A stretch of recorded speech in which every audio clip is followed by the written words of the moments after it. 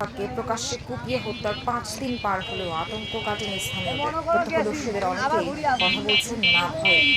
এই ঘটনায় এখনো পর্যন্ত ৭ জনকে গ্রেফতার করেছে পুলিশ। নিরাপত্তার দাবিতে সলিমুল্লাহ মেডিকেল কলেজের শিক্ষার্থীরা সাময়িক শাটডাউন কর্মসূচি ঘোষণা করেছেন। ব্যবসায়ীরা বলছেন, এটা শুধু হত্যাকাণ্ড নয়, ব্যবসায়ী সমাজের প্রতি হুমকি। রান্নায় আমার ভালোবাসা যমুনা গ্যাস স্টোভ।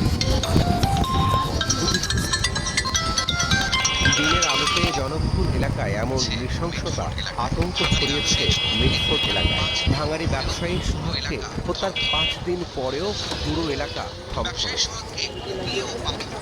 ব্যবসায়ী সোহাগকে কুপিয়ে ও পাথর দিয়ে আঘাত করে হত্যা করে সন্ত্রাসীরা। এ সময় আশপাশে দাঁড়িয়েছিলেন অনেকে।